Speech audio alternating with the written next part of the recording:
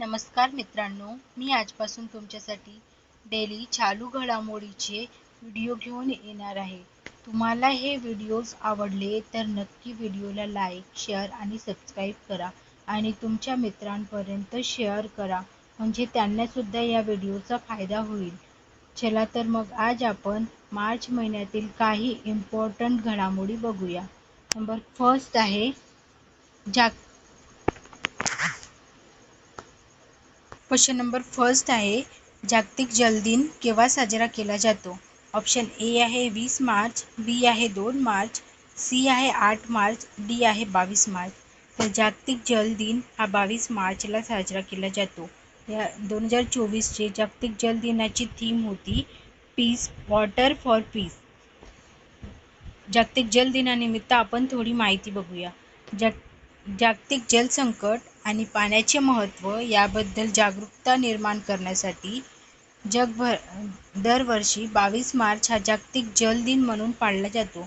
2030 पर्यंत सर्वांसाठी पाणी आणि स्वच्छता साध्य करण्यासाठी लोकांना प्रेरित करणे हा या दिवसाचा उद्देश आहे. 1992 मध्ये संयुक्त महाराष्ट्र सभेने दरवर्षी 22 मार्च रोजी जागतिक जल दिन साजरा करण्याचा ठराव मंजूर केला. पहिला जागतिक जल दिन 1993 मध्ये साजरा करण्यात आला आणि तेव्हापासून पाण्याचे महत्त्व अधोरेखित करण्यासाठी हा दिवस जगभरामध्ये सेलिब्रेट केला जातो. क्वेश्चन नंबर 2 आहे, कोणत्या देशाने चंद्र अन्वेषण कार्यक्रम सुरू केले? ऑप्शन ए आहे जपान, बी आहे ऑप्शन नंबर ए आहे चीन, बी आहे जापान, सी आहे रशिया आणि डी आहे इराण. तर या क्वेश्चनचा आन्सर आहे ऑप्शन नंबर ए, चीन. चीन या देशाने चंद्र अन्वेषण कार्यक्रम सुरू केले. तर या कार्यक्रमाबद्दल थोडी माहिती डिटेल आपण बघूया. चीनचा चंद्रशोध कार्यक्रम हा China national space administration CNSA, जसं आपलं भारताचं इस्रो आहे, अमेरिकेचं नासा आहे, तसंच चीनच्या स्पेस रिसर्च स्टेशनचं नाव काय आहे? China national space administration CNSA द्वारे चालू असलेल्या रोबोटिक चंद्र मोहिमाची मालिका आहे.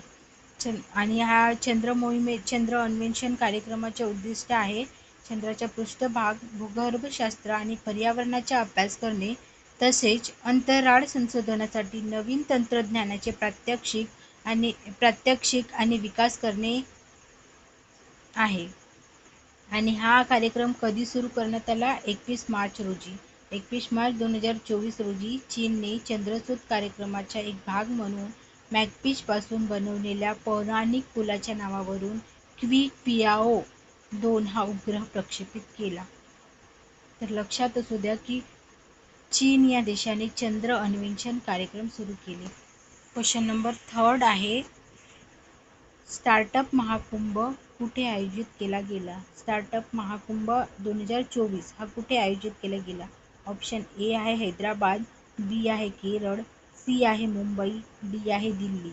तर या क्वेश्चनचा आन्सर आहे स्टार्टअप महाकुंभ हा दिल्लीमध्ये सुरू करण्यात आला. त्याबद्दल बघूया थोडं.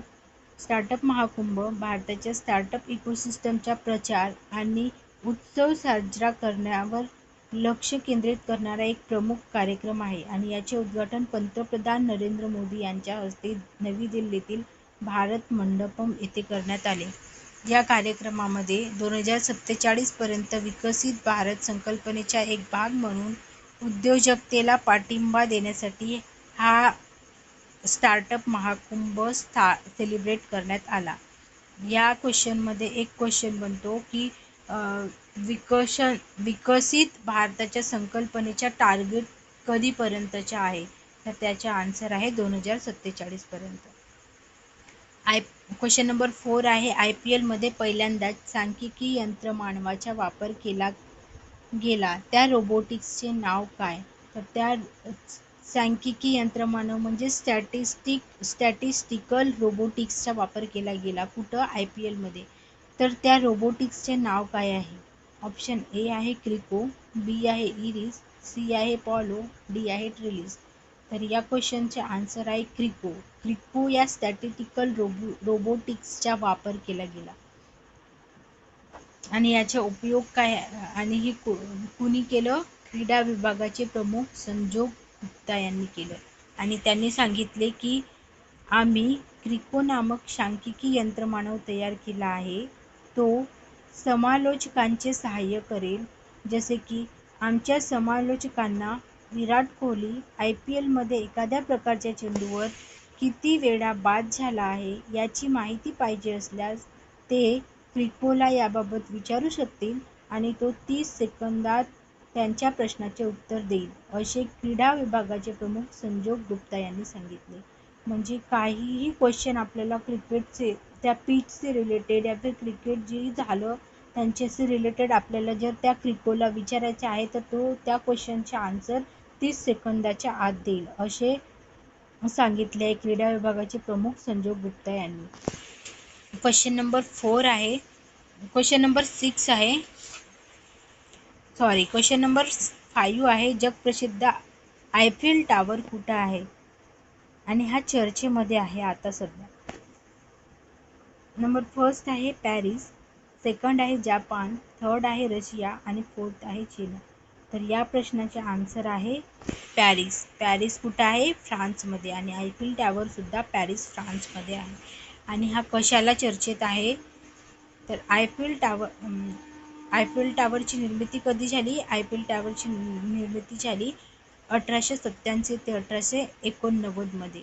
या 2 वर्षामध्ये आयफेल टावरची निर्मिती म्हणजे बांधकाम पूर्ण झालं. पॅरिसमधल्या सर्वाधिक उंच टावरमध्ये आयफेल टावरची गणना केली जाते. अगोदर या टावरची उंची होती 2324 मीटर. आणि हा कशासाठी चर्चेत आहे? तर या टावरवर 15 मार्च रोजी नवीन डिजिटल रेडिओ अँटेना बसवण्यात आला आणि त्या टावरच्या उंचीमध्ये 6 मीटरची भर पडली. तर आता आधी किती होती या टावरची उंची? 324 होती आणि आता 324 वरून 330 उंची झाली आहे. 330 मीटर उंची झाली आहे. क्वेश्चन नंबर 7 आहे. हुरून रिसर्च 2024च्या ग्लोबल रिच लिस्टनुसार कोणते शहर आशियातील अब्जाधीशांचे शहर बनले आहे? ऑप्शन ए आहे मुंबई, बी आहे बीजिंग, सी आहे दुबई, डी आहे न्यूयॉर्क. हो, तर याचा आन्सर आहे option A Mumbai. Hurun research list 2024च्या ग्लोबल रिच लिस्टनुसार मुंबई हे शहर आशियातील अब्जाधीशांचे शहर बनले आहे. क्वेश्चन नंबर 8 आहे. जगात सर्वाधिक अब्जाधीश असलेल्या देशांच्या यादीत कोणता देश प्रथम क्रमांकावर आहे? ऑप्शन आहे भारत, ऑप्शन बी आहे चीन, ऑप्शन सी आहे अमेरिका आणि ऑप्शन डी आहे जपान. तर या क्वेश्चनचा आन्सर आहे ऑप्शन बी चीन. जगात सर्वाधिक अब्जाधीश असलेल्या देशांच्या यादीमध्ये चीन हा देश प्रथम क्रमांकावर आहे. आणि जगात नाही, आशिया खंडामध्ये. आणि याच्या आधी आपण काय बघितलं? आशिया खंडातील कोणते शहर अब्जाधीशांच्या यादीमध्ये फर्स्ट आहे? तर ते आहे मुंबई. आणि जर आपल्याला जगामध्ये देश विचारलं, जगात सर्वाधिक अब्जाधीशांच्या यादीमधील देश, तर ते आहे चीन. आणि पुढचा क्वेश्चन आहे क्वेश्चन नंबर 9. जगात सर्वाधिक अब्जाधीशांच्या यादीमध्ये कोणते शहर प्रथम क्रमांकावर आहे? याच्यामध्ये तुम्ही कन्फ्यूज व्हायचे नाही की जर आपल्याला जगात सर्वाधिक अब्जाधीशांची यादी विचारली तर याचा आन्सर आहे न्यूयॉर्क. याचा आन्सर आहे न्यूयॉर्क. आणि याच्या आधी आपण जो क्वेश्चन बघितला क्वेश्चन नंबर 7 मध्ये विचारला होता की आशियातील अब्जाधीशांच्या शहरमध्ये फर्स्ट शहर कोणतं आहे? तर मुंबई आहे. आणि जर जगातील अब्जाधीशांच्या शहरमध्ये फर्स्ट आहे कोणतं आहे? न्यूयॉर्क आहे. आणि जर कंट्री विचारली तर ती चीन आहे. क्वेश्चन नंबर 9 झालं. क्वेश्चन नंबर 10 आहे. भारतीय वंशाचे आहेत डॉक्टर TN सुब्रमण्यम यांचे अमेरिकेमध्ये निधन झाले आणि ते कोण होते हे विचारले आहे. तर ऑप्शन ए आहे शास्त्रज्ञ, बी आहे गणितशास्त्रज्ञ, सी आहे पत्रकार आणि डी आहे अभिनेते. तर या क्वेश्चनचा आन्सर आहे गणितज्ञ. भारतीय वंशाचे TN सुब्रमण्यम हे कोण होते? गणितज्ञ होते आणि त्यांचे निधन झाले नुकतेच अमेरिकेमध्ये. आणि हे निधन झाले अमेरिकेमध्ये.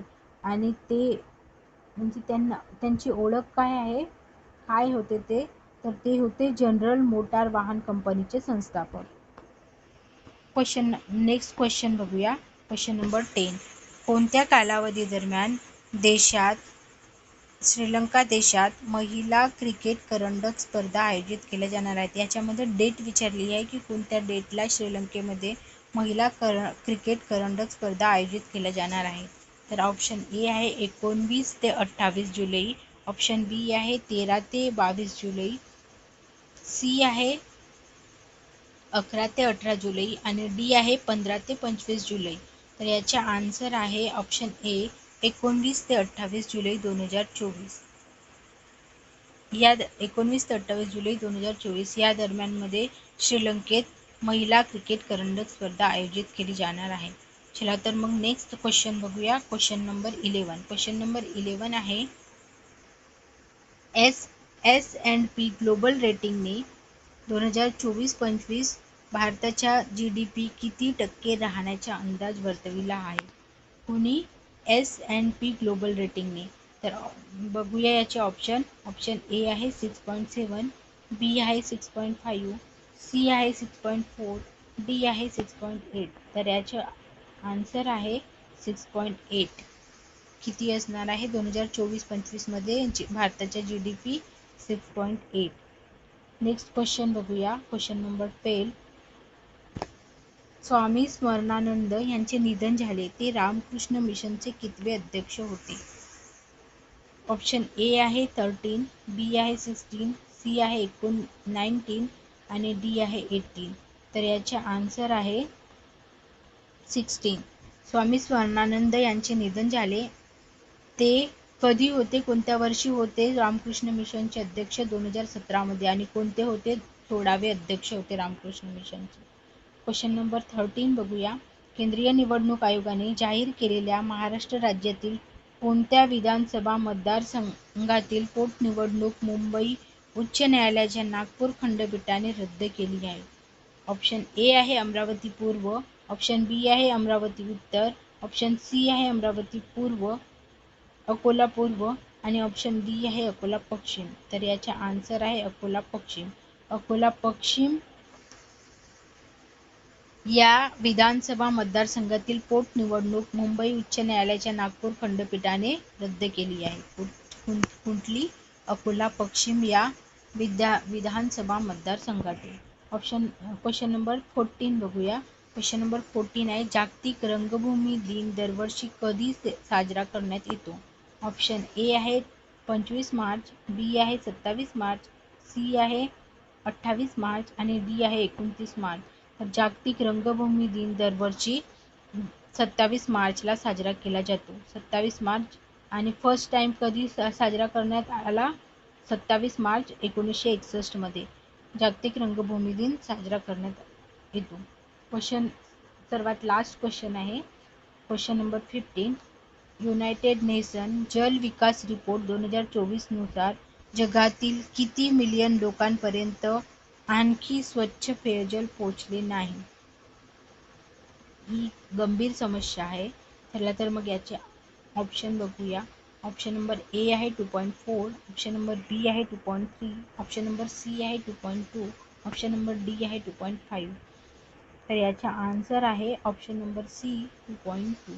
UN जल विकास रिपोर्टनुसार जगातील 2.2 मिलियन लोकांपर्यंत आणखी स्वच्छ पेयजल पोहोचले नाही आणि ही निराशाजनक बातमी आहे. याचा विचार करायला हवा आपण आणि पाण्याचा अपव्यय टाळायला हवा. चला तर मित्रांनो, थँक्यू. आजचा व्हिडिओ तुम्हाला कसा लागला हे नक्की कमेंट करून सांगा आणि माझ्या चॅनलला समोर नेण्यासाठी तुम्ही नक्की आपल्या मित्रांपर्यंत ह्या चॅनलची लिंक शेअर करा आणि सबस्क्राईब करा. थँक्यू.